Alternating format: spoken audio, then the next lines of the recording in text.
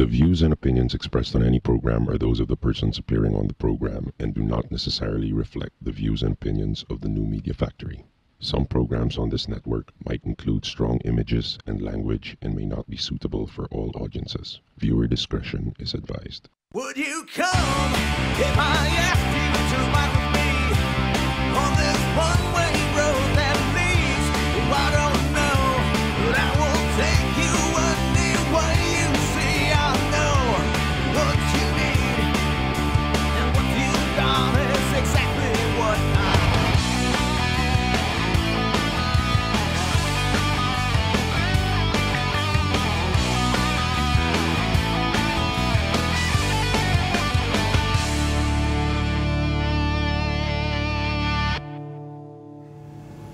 All right, time for another edition of Counterflow. We're broadcasting live at Beyond the Box at One Rockwell. The name of the studio is NMF Network. And if you're listening, I'm pretty sure it doesn't say in your browser the exact site, but the exact address is live.nmfnetwork.tv. I'm Alan, and my partner is here. Pacho Blanco. I'm James Deacon, and we're starting the show with a special guest. This is Albert Cuenca, restaurateur, also the founder. Restaurateur. Wow, sorry. Pardon me, I didn't know we were in the company of French people like our next guest coming up. But also one of the founding members of Subaru Society, and the first guy we could get in short notice. So here he is, because we'll be talking about a new model from Subaru, and that would be nice to get your opinion. We also want to be talking to you about Formula One. Welcome to the show. Thank you. I'm glad to be here, and I'm honored to be one of the first guests on your casting couch. Love seat. Yeah. Dude, it's tilting towards you. Why? Yeah, if you see us by the end of the show like this, it's because the chair's shaped like this. Do not judge. Do not judge. All right. So basically, we wanted to kick things off because I just came back from Taiwan, where they launched Motor Image launched the new Forester. Now, the new Forester. Motor Image handles 10 different countries, and well, I have my own opinions about it, but Albert being an owner of the Forester before, former owner, yes, and of course one of the founding members of the Subaru Society. Yeah. Let's first talk about what you liked about the old Forester. Actually, it was my first Subaru, and I loved it a lot because it, the feel of the boxer engine, and the great big turbo, and and the grunt of the engine and all. It felt like a Subaru that was, it's like how do I put it? It's like having the Impreza on a family car basis. Or something like that. Something like that. And it's probably why I bought it, because you needed wife approval. Yes, and that's actually, it's a very, very good reason. I've heard a lot of people buy Subarus like that because precisely it's a sleeper and the wife doesn't quite get it. Yes. That's why, Alan, you also got a Forester XT for your... Yeah, well, actually, so my mom's car. Yes. I persuaded her to get the Forester XT. Because it just looked like it could pass mommy Mommy standards. Mommy standards, and Alan would play and then get told off when the gas tank was like empty. Because what was your consumption on the old, on the previous generation? 5-something liters. I don't know, kilometers per liter. Because they are now claiming to have much better fuel consumption. Let's run some video here of the launch in Taiwan, and then we can probably have you comment on some of this. So basically, they held this in it's like an Enchanted Kingdom car park area, and there's Glenn Tan, the managing director, CEO of Motor Image, and I just want to get your thoughts. The car pulls up. What's your initial reaction to the shape? Wait till it comes into the light. What's your first reaction? What can you say? Facelift. Okay, but this is all new. Yeah, but to me it still looks like very much like the old. Still have carried the looks of the previous one though. Okay, well, what about this girl here? Sorry. I was looking for the scoop. Okay, I'm sorry. Okay, that's no scoop. Another big controversial part is there's no scoop, but there technically is a scoop. It's just hidden. Okay. It's underneath, and you have to actually lift the hood up to see the way the scoop is designed. We asked about the scoop and why, and that's one of the things that differentiated the XT. Mostly it was for pedestrian safety because they had to lift firstly the hood, raise the hood. It's higher than the previous XT, and then if you added a scoop, visibility was affected. So that was their reasoning about doing that. Do you find it too conservative? What do you thoughts? Honestly, I really like the front bumper. You know, the line at the side, the pins, they look really, really good. I don't know if you can see it there. It's you know, right at the side. You know, it's like a muscle car thing. You know. Okay, so we're in agreement that nobody's offended by the shape. No, it's fine. It's fine. All right. Well, we should have some testing video of the car here. Let's take a little closer look. Okay, so they're hyping up, should I say, their X mode. X mode is supposedly their new all-wheel drive system.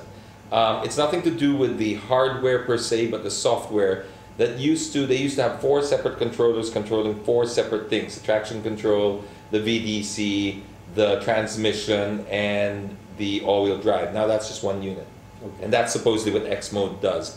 So they demonstrated by putting into these things. Those are rollers, and you're on a hill, and so it'll show you how it'll grasp for traction, and then just find its way up. They also compared that with a Volkswagen, and it just seemed to go a lot smoother up the up that hill.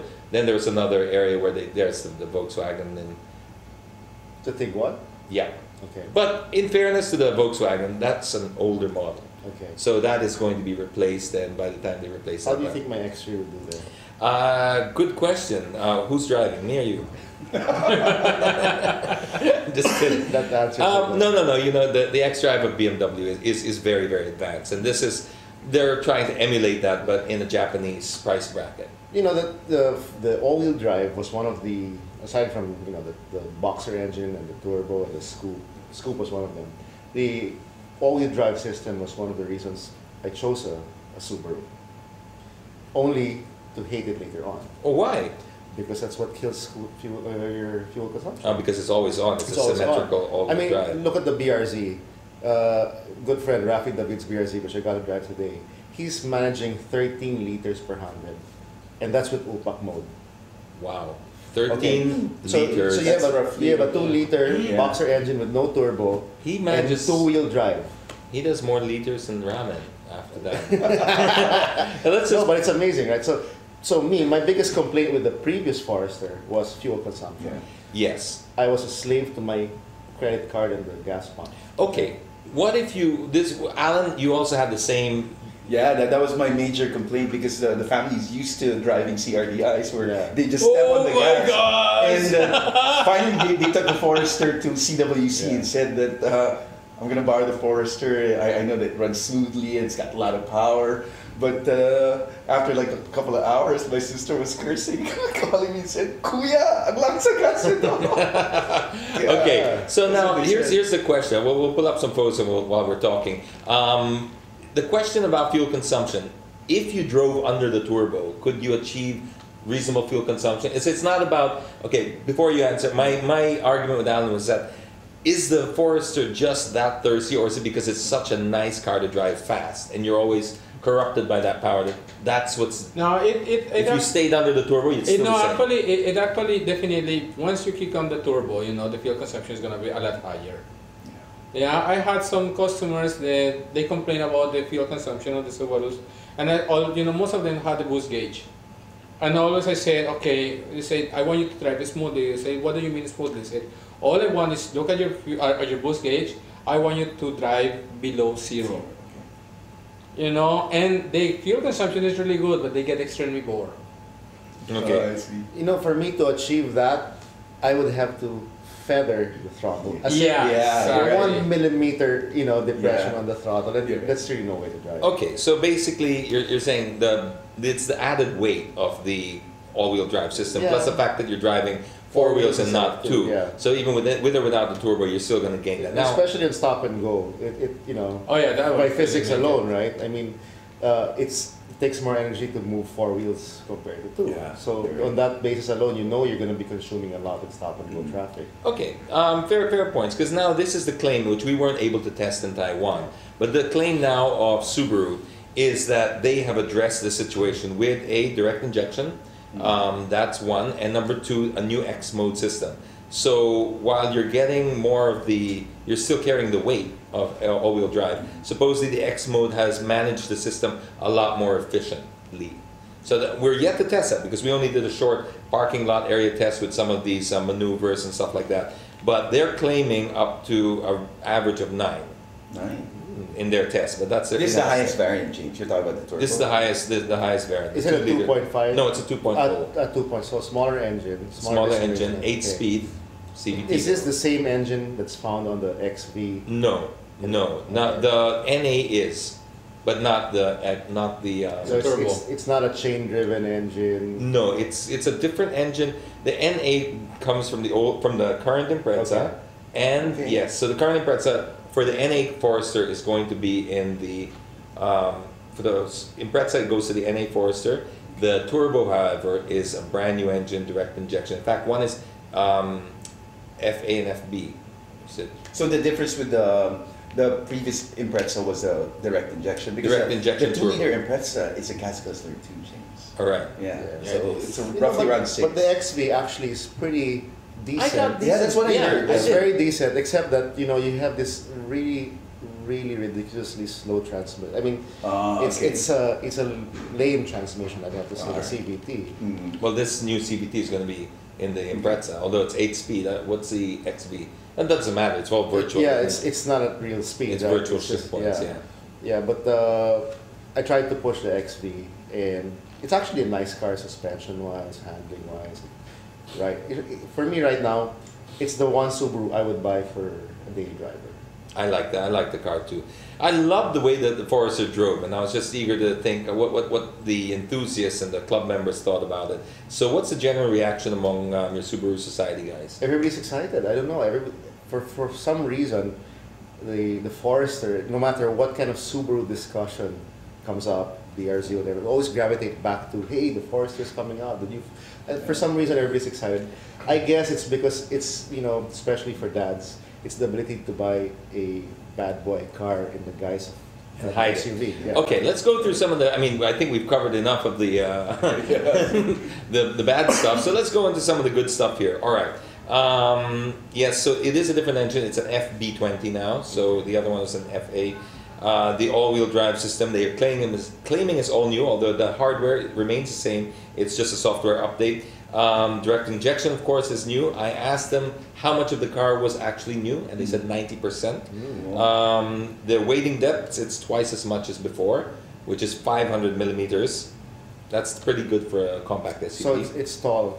It's not Taller. necessarily taller. I mean, compared to the previous Forester. A little bit, but it's more in the way they've repositioned the air intakes, etc., to allow for the 500. And you've got, well, the horsepower. Here's something interesting. Japan, they're getting 280, but we're not getting that. We're only getting 240. Now, they say it's because of the 100 octane. We told them, but we also have 100 octane here, right? We we do have access to 100 octane, but they're not giving us the same ECUs. Yeah. They're giving us a Euro spec ECU. So I'm sure Pacho can arrange something for that. That's too bad because Now here's something that I found very, very interesting. The Philippines is the #1 Forester market in all of the Motor Image 10 countries that they distribute in. We actually sell the most by about a significant number. We're selling Most per about capita or no, most per... no, it's in volume. We even beat Wow, China. Okay. So we're doing 800 a year in Forester. So we are #1 for Forester market. So we should get, the good news is we get the spoils more than the other countries. So we're actually a very favored market when it comes to the Motor Image group. Now the motor, one thing that's also interesting, I don't know if you guys are talking about this, you can wait for the new Forester. It is I'll have to admit, drives even better than the last one. In our limited test drive of it, it feels a lot better. Interior is really good, but the other one, they're giving 200,000 off. So if you want to pick up an XT now, you can get 200 grand off the price. Whoa. And if you want to pick up the 2.0, you get 150 off the price. So that's bringing it down to about 1.5 something for the XT and 1.1-ish for the 2-liter. So good news there. Sorry, they're claiming 8.5 liters per 100 kilometers. Sorry, so that means it's around 12 kilometers per liter. Not bad. But once again, it's a claim. We have to allow for that. Real world. Also good news there for Motor Image, they're going to be busting the roof off that place, and they're going to be adding extra floors to that facility in Green Hills because they're run out of space. They are a very fast-growing brand. CVT is also chain-driven, so not belt-driven. Okay. Yeah. So what are the differences between chain? What's and better, Pacho? Is there more noise in chain? Or? Well, then the chain has the tendency to make more noise, but it raises less horsepower. And the thing is, the chains can last basically forever, for the lifetime of the engine. While the chain, with the bell, you have to replace it. Because were the early models of like the early model CVTs that came out, after about 50, 60, 70,000, they started becoming really, because the belts weren't handling the power. But chain driven, I guess, is the new way for CVTs. Yeah, that's much better. But you know what I discovered about the CVT on the XV was that it nannies itself. When it feels that you're overheating it, it doesn't go past 4,000 RPM. So I think there's a safety factor in there that says, hey, you're overdriving this, you're pushing too hard, which we did with the XV. And I had to drive below 4,000 RPM, allow it to cool down, and then it starts going up again after that. So I guess they've addressed issues by putting some sort of a nanny ECU in there or something. Because I mean, in theory, CVT does work. Anyway, we're becoming far too serious for our own sake. I mean, I don't think we've. It's been really. Was that me? I think I think it's the love seats. I'm really sure it's the love seats. We're just overcompensating that we're now trying to become serious and all that. So let's talk Formula One. Don't turn your back to me. That's dangerous. Okay. All right, let's talk F1. I watched the race again on the plane. I downloaded the official Sky Sports broadcast. I thought I was watching a different race. Oh, I thought it was another. I have dumped Star Did they race Sports for the again? longest time. It's I was amazing. I was watching it. Did they race again in Brazil? This is not the same one. Same winner. You can't beat the Sky broadcast. I know it's a little late to be discussing it. Let's just run through a couple of things. Vettel and Senna, whose fault? That accident. Ayrton Senna was in the show. Bruno. Oh, Bruno. Yeah. Okay. It's like it was Michael Ralph. You know, it's like the other Schumacher. My issue with that incident was that it went without any sort of investigation by the FAA. But that's normally a situation like that. Yeah. Is like under investigation. Just And then say, okay, no further action, whatever. But that merited an investigation. I would say it was more of Vettel than. Me too. I thought Vettel. I thought for you to assume you come in, you're in a tight fourth corner already. The cars are so tight. For you to assume that you have more than 3 inches of space here when everyone's fighting for the last race. As a racer, you know that's not possible, right? Yeah. He turned in on about what, 1.5 meters, 2 meters, expecting nobody to be there. So he came in and Senna had nowhere to go. So he took himself out. Was that pressure? I know it's boss on racing. I couldn't believe that he was being that aggressive on this most crucial race. But then I thought maybe it was actually his being overcautious in the beginning. Like he wasn't driving normally the way he would. Like he yielded to Webber and all this, and then he found himself in the mid pack, and then my interpretation was the pressure got to him, and then bang. He was so lucky to get out of that. But hats off to the guy for. No, he deserved the win. Oh my gosh, did he deserve the win coming out of that from that last place? Mm-hmm. Yeah. And then on top of that, he had the bungled pit stop with the tires, the wrong tires. Yeah. Great race. Yeah. But okay, so there's no point discussing Brazil too much because it's been and gone, and by the time this airs, it's we are live, right? Yeah. Here we go. I keep forgetting we'll talk about the future of F1. What are the seats available? Do you know? HRT's gone, Okay. so we lost 2 seats. Oh, No more Karthikeyan. no more Karthikeyan. My son actually told me today. He said, Karthikeyan retired, and I said, yeah. He said, what? You didn't know that? No, it's a difference between knowing and caring. Yeah. Sorry. It's just, I mean, I think Karun deserves a seat bet more than Rain did. Definitely. Yeah. I don't mean be mean to the guy, but he's been in F1 quite a long time, and I don't think he's. It's sad that we're losing a lot of great drivers. I think like Kobayashi still doesn't have a Yes. He's got a website though that Yeah. we can donate. We can donate. Yeah. Yeah. And people, Really? he's raised something like, I don't know, $20,000 or something. Or- People were just for him to buy a seat. Dude, that's Okay. he can't even Yeah. buy the PlayStation version. No, seriously, for 20 grand. I could be wrong with The the number, console? but it sounded like 20,000. Yeah. But you know, but he came dude, out for have you ever been right? able to raise 20,000 just like overnight? Yeah. People are just throwing money and saying we want him in F1. We do. Yeah. I Yeah, we really do. want I that think guy he back did in a good F1. job. Oh, But Williams has a seat. Williams does have one seat. Yeah. And they haven't announced the driver yet. No, they haven't. But Kobayashi, Williams is It's also Maldonado's not confirmed. Well. Maldonado's confirmed. He has all the money. I it's forgot. He bought set. it for how many? How much? I can't remember. Some ridiculous But it was amount. huge. Yeah. Anyway, we got to wrap this up. You were talking earlier about new regulations. Yeah. Just so some people know, the DRS zones. Can you run us through what those? Yeah, so the new rule is that in free practice and qualifying, you're no longer allowed to open your DRS anywhere in the track except the official DRS zones. So this means that gone are the days now of those real balls out qualifying laps Yeah. that would just, those ones that really. Which I think, sadly, they shouldn't have removed because that made qualifying more exciting because there was so much going on in the driver's hands. He was Yeah. opening DRS, he Yes. was putting on curves, he was deciding when and where to use all this stuff in precision, right? Because you can't just open it, too early or Yeah. close it too late. You'd lose it, Yeah. as Narain would have demonstrated many times. Yes, it was actually sensational the way that how much time you can gain from the DRS and stuff like that. A split second,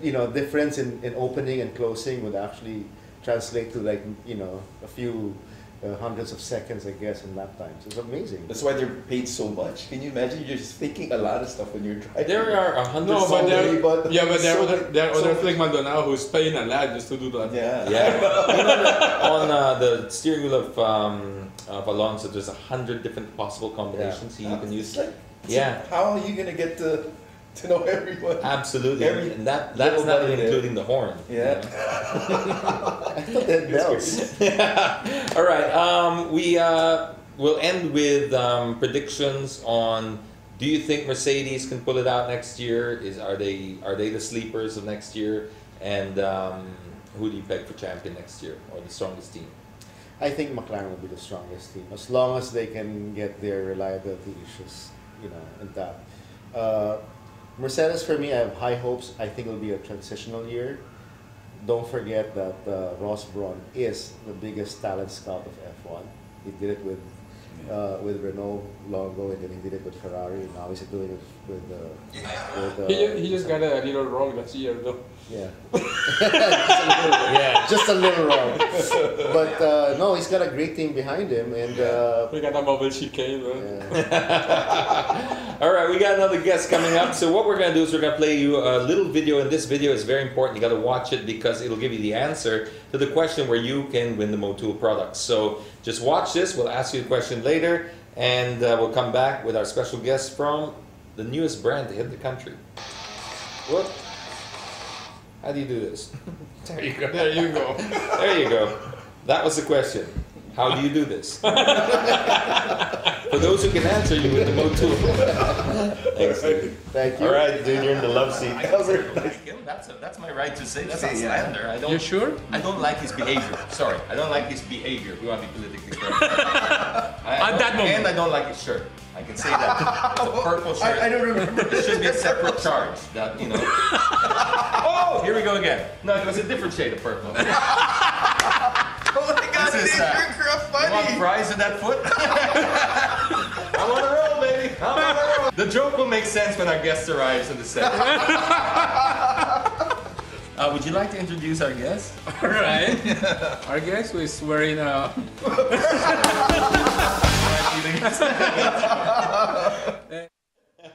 There you go. That Okay, there you go. Classic James. If you've ever wanted to know Humongous. what foot tastes like, that is how you get a free one. That is a question. We've already had one or two, and we've more than one or two. We've had a series of answers being sent into the Counterflow page, which is great. We're just going to run it, and this is the last time we're going to run it, and we will just pick out the winner from whoever got the answers correct. Okay. Right. So, what color shirt is James's favorite colored shirt? Let's Yeah, just say. there you go. All right. Yeah. It's all in that thing. Now we welcome Dong Magsao from Peugeot, the latest brand to hit the country. Is that how you pronounce it? Peugeot? Yeah, you Because I got the that way. restaurant Yeah, poor yeah. thing, I got corrected by So that. it's Peugeot or Peugeot? Well, how do you? You can pronounce it either way. Okay, all No right. problem. Just not Peugeot. Just not Peugeot. Yeah, Peugeot. Now, there was this, I remember, a very famous celebrity who went to the Hyundai thing, wanted to buy the Tucson. And very famous celebrity. All right, Dong, you formally launched when exactly? When did you do that? What was the date? Over the Autofocus Motor Show early in November. That's right. Yeah. And That was the second weekend of November, if I remember right. And we unveiled to the public then. It's for us, it's a series of launches actually. We unveiled the vehicles to the public, and in the next couple of weeks and months, we'll be unveiling one showroom after the other. So yeah, we're bringing in the brand. We're bringing in several models, but also one after the other showrooms around the country. So yeah, how many showrooms do you think or are you committed to this year?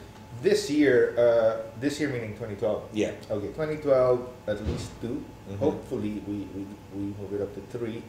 But before 2013 ends, we'll have 12 all over the country. 12 showrooms in about 12 months. Yes. That is you're going to be pretty busy there. And you've started with 4 models. Can you just run us through the different Okay, models? well, we have as your entry point the 3008, which is a crossover, 5-seater. And then there's the 5008, a compact MPV. Now we have the 508, which is an executive sedan, and the RC7, which is a sports car. In the RCZ, okay. You can already mention price. I believe you've already announced your prices. What? Yes, we have announced our price, but I need my código for that. I'll pull it out. Okay, while you're doing that, you're expecting to do 2,500 to 3,000 units a year in the first 5 years, and then a whopping 10,000 after 5 years. Mm-hmm. That's a tall order. That's a lot of work ahead for us. No, here I have the prices right there. Okay. Okay. Now, you want me to Yes, please. roll down the All right. price Well, we'll list? start with the 3008. Okay, 3008. We have 3 variants for each of the passenger cars here. The 3008 1.6 active variant is 1,495,000. And this, just so people know, this is comparable to Well, it's very in size. In size. it Yeah, would be- in size, it would be something of a small SUV, but it performs its functions very differently. It's not. We have no 4x4 variant. It's not Okay. that tall, but space-wise inside and configuration, it's like a small SUV. Okay. Right. And then, so like I said, there's 3 variants. It goes up to 1.695 for the 1.6 Allure, and then if you want a 2-liter version, that goes up to 1.795. Then the next model up is your 7-seater. 7-seater MPV is called 5008. 5,000. So you don't say 508. Oh, you can say 5008 or 5008. It doesn't really matter. It's 5008. That's what it is. That one starts at 1.695 for the active 1.6 liter variant, and then it goes up to 1.795 for the Allure, and then 1.895 for the 2-liter version. Wow, and that's with already the double moonroof and. No, it starts. Not double moonroof. It's the entire. Yeah, it's the entire. Wow, with a diesel engine, huh? Well, we call it panoramic. All of them are diesel engine. All of them except for the Except the RCZ. Except the RC. Wow. So the passenger cars, they're all diesels. The 3008 and the 5008, all of the variants have that panoramic roof. All of them. Okay, and All of then them. before we get to your diesel engines, the 508 is the next model. Okay, the This is 508 comparable in size to, let's say, a Camry and a Ford. or- Yes, there you go. The price was a little more expensive. Right? It starts at 1.795 for the 1.6 active, 1.895 for the 1.6 Allure, and 1.995 for the 2-liter bluer variant. But Okay. it's diesel. It's a diesel. Diesel. It's a So diesel. that's where it's And straight it's a engine. It's a 2-liter, 1.6 liter. The, Two liter. the third variant I mentioned, the 1.995, that is a 2-liter. 2-liter, and it starts at a 1.6 liter. Yes. That's Diesel. And then the last one, which would be your showroom floor leader or yeah, but sports the car. RCZ, like I said, the Your Halo sports car, model. yeah, it's a Halo model. What its job really is to bring in the customers into the showroom. And it does that so well. It was a head turner at the Autofocus Motor Show. That retails 2.750. 2.750. Okay, now let's run through some of the unique selling points of Peugeot. You guys are known, if you wanted to be known for what?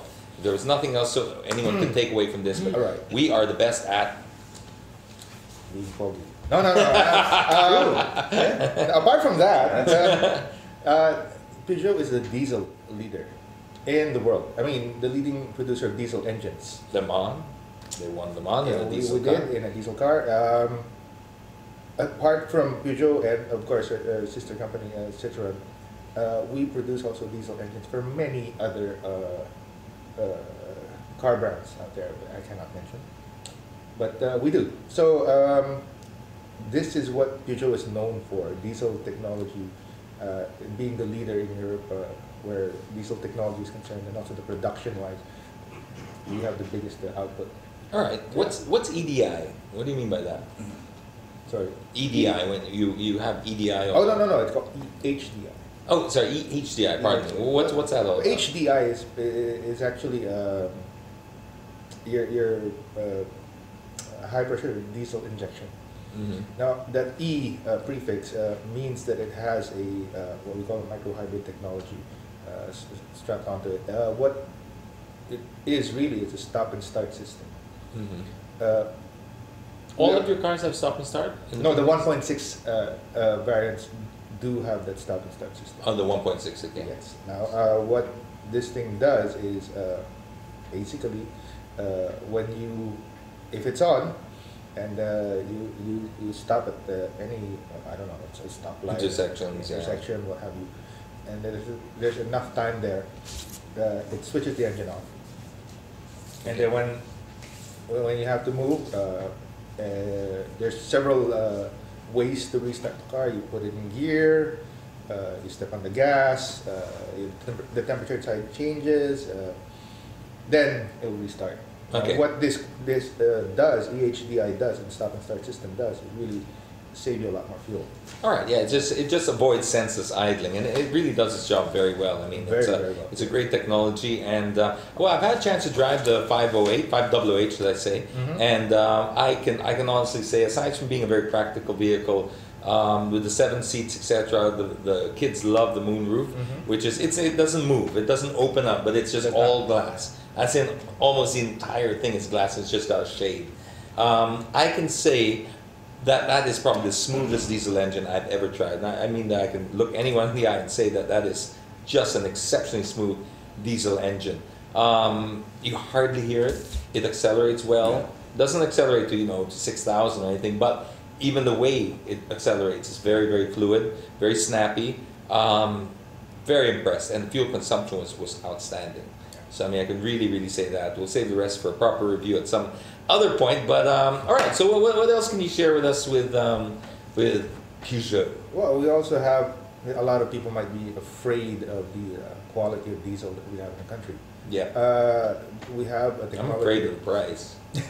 It's So very we scary. have technology that addresses that too. We have what we call DPF, or diesel particulate filter, in all of our diesel cars. So it doesn't matter if it's a 1.6, 2 liter. It has this DPF. The DPF, basically what it does is it traps particles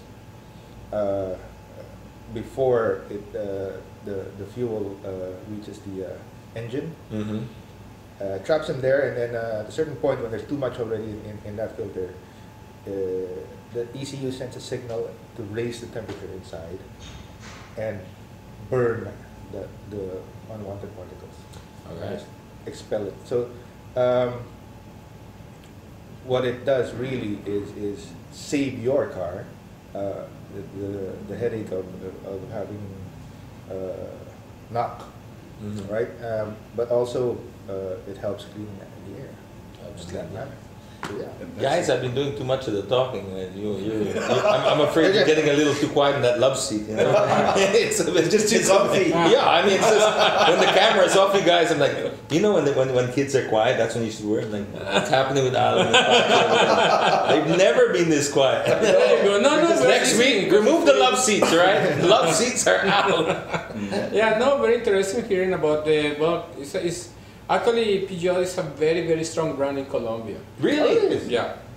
Yeah, for the longest time, Renault and Peugeot, very, very strong. Citroën is also very good, but, and it's good to see them around here. I used to be in love with the 106, the Peugeot 106. Oh yeah. Oh, man. And the 205s. Yeah, the 205 was really good also, but the 106 is so small, and then the suspension very stiff, and then 1.6 liter.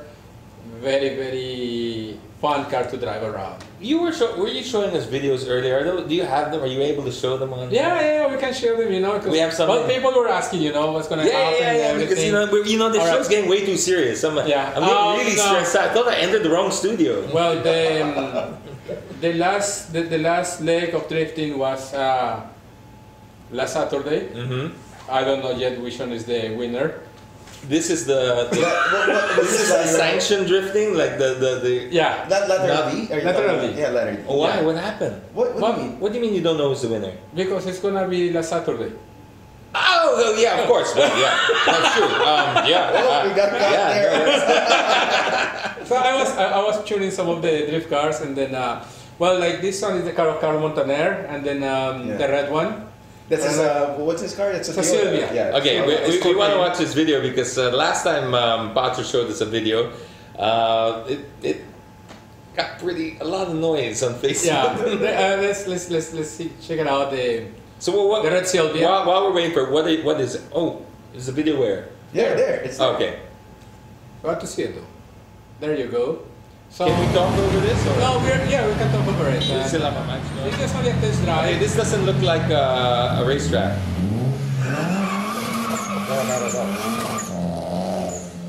There you go. So that is a close to 300 horsepower car. And then we have another video, which is I was doing the dyno tune on the car of David Feliciano. Okay. We got 350 horsepower. He's using a Haltech computer box. And then, well, check what a 350 horsepower does in the hands of David Feliciano. You know, it's a rear-wheel drive car, and then here it is.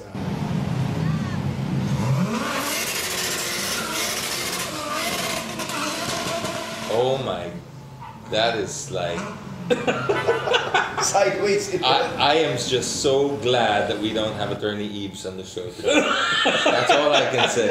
Yeah. I don't think he's ever gonna guest here ever again. No, the thing is, okay. But that was not you driving, right? No, that was a mystery. That was David. The red one I did. Okay. Yeah, but it's okay. He has a racing license. Yes, for a racing track. No, but you see, it says always like that. What can we do? Okay, Yeah. Anyways, well, now people are asking questions, no, and they said, you know, like, okay, the car of Martin Miranda is really strong, and you know. That one really was a. Yeah. Well, this car is really dedicated for racing. It's totally dedicated for racing. I don't even, you know, bother to try to do a test drive in the road. It's extremely dangerous. This is the Evo of Jonathan Tube. Okay, you have a video? Yeah, we got a video. this one's What's the what? horsepower in this? This is a monster. 940 horsepower. Oh my god. Oh, just imagine the car of Martin was 720 at the wheel. This one is 940 But at the wheels. At wheels. At So the that's, four wheels. At all four wheels. Yeah, and You then don't this break is, the whole transmissions or the transmission, drive James, lines. I heard is 600,000 pesos. Wow. Just It's a a special transmission. And what about the stock transmission. We used the stock transmission up to 800 horsepower. 800 properly, but 800 horsepower and up. Couldn't take it and anymore. what about the actual four-wheel drive system? It doesn't break. I mean, with all that. No. Actually, well, Jonathan is a really good driver. He's a really, really good driver. We changed only the rear axles. The rear axles has to be aftermarket. But the whole transmission, center differential, LSD in the back is being replaced. Okay, let's take a look at This is a video of the dyno. Look how the car. Of the dyno. Yeah, in the dyno, you see the car lifting the nose, you know, squatting a little bit in the back, and then the sound Okay, it's very difficult to get 900 horsepower out of 4-cylinder only, right? So this is the wheel flow. It's like a caged animal. It wants to jump out. Do you see under the headlight, a little bit to the Yeah. center? That's the turbo. Huge Wow, turbo. huge turbo. There you go. Yeah. See how the car moves in the dyno? Whoa! Okay, Dong, let's talk about your 1.6 liter car. You were saying. Now, It's always about timing, isn't let's it? check it out. Now, in the next video, this is a video, okay, we put the V-Box inside of the Evo during the drag race event. We just wanted to see how it goes, how it does. There is an onboard camera, and then you have all the, basically the data logging, you know, G-force, speed, and then the speed is showing there miles per hour. You see how, Okay. you see those 900, what the 900 horsepower This should can pretty do. much take us through to the end of the show, so Yeah. it's a great way to cap it off. Those are miles per hour. Okay, keep your eye on the clock and the speed at 8. That's when they do. So 250 km/h is reached in under 9 seconds. Yeah, 8.9 seconds. And the G's, 2.5 Can at you the play it start. again from the beginning, please? At the start, 2.5. The takeoff, James. Look at the, It's so wild that even the focus got affected. Yeah, And then- yeah. Look at the G. I think that's the second one, the square. Yeah, the first square. 2.7 Gs on first gear. That's just like getting kicked. That's actually like getting kicked, yeah. 2.5 G's takeoff. Wow. Wow. There you go, man. That's a monster. So That- finally with this one, I was able to give some answers because when people were asking me, how quick is the car from 0 to 100? I said, I don't know, but from 0 to 250 is 9 seconds. That's what I know. Yeah. But we were able to put the V-Box, and then very interesting, you know, from 0 to 50 miles per hour, which is the first gear, to 50 miles per hour is 1.9 seconds. That's 80 kilometers an hour. Yeah, and then to 60 to 100 kilometers per 100. hour That's 100. is 2.3. 62 miles per hour. Yeah, from 0 to 60 miles per hour, Yeah. 0 to 100 is 2.3 seconds. 2.3 seconds. That's And not even just- an F1 wow. car will do that. And Yeah, not no. even No, a Bugatti Veyron. No, can do and that. even an F1 car will not do that kind of That's speed just on a too start. much. But I'd like to see that take a corner. No, I can't. All right. Impossible with that speed. We No way. pretty much run out of time for the show, but what we'd like to wrap up is with Dong. Dong, these guys, anyone interested in the Peugeot right now would go. How did they do it? Did they go to one of your showrooms? You or know, contact people, as I right? said earlier, we will be opening our showrooms one after the other. Yeah. The very first one. The ones who can't wait, you know, the ones who like, I want The to have very one for first one to Christmas. open will be our showroom in Las Piñas, and that opens December 15. Just in time for Christmas. Do you think December they? 15. Is it possible? Is it realistic for somebody to buy a Peugeot or order it now and get one before Christmas? Most definitely, we have some coming from our stocks already, ready to be released to our dealers. Not too many though, but yeah, definitely the cars are already here. We will, of course, jack up our stocks next year, but as of now, there are a few already available in the showrooms. So yeah, they're getting ready for that opening. All right. Yeah. So there you go. Is there any way they can get a hold of you locally? Do you have a website, a Facebook page? Actually, we're building that website and Facebook page. Also, hopefully, exactly in time for the opening of the showroom in Las Piñas. So All right. Wow. on December Okay. 15, we're hoping, keeping our fingers crossed, that we'll be ready for this one too. Well, thanks for joining the show and for sharing all that. Alan, any famous last words? Anything you want to Famous share? last with, words. Well, really enjoyed our guest tonight, Albert Cuenca. Don't forget, let's not forget, if you're driving down south to drop by Albert's Oh yeah, he's got a ramen place That's called just- Yushoken. We've tried it. James have tried it. Oh yeah, sure. Yeah, Oh it's my god! fantastic. Oh wow! It's really it's JDM ramen. Yeah, JDM. It's JDM Yeah, ramen. because one of And the he- partners is Japanese, and he's there. No, it's so. I mean, I know this is a car show, but my gosh, they boil pork bones. They make their own noodles by hand. This is really outstanding ramen. And most of the people that hang out there are car lovers. Yeah, and it's developed by car lovers. So there's the connection to the place. In fact, they say they're not officially open, but they're doing a soft opening, and then their line is now, you know, can we come over? And they say, you sure can. You sure can. Oh my God. All right, so let's leave it until next week. I've been James Deacon. Pacho Blanco. That's Emilia. Okay, God bless, guys. Bye-bye.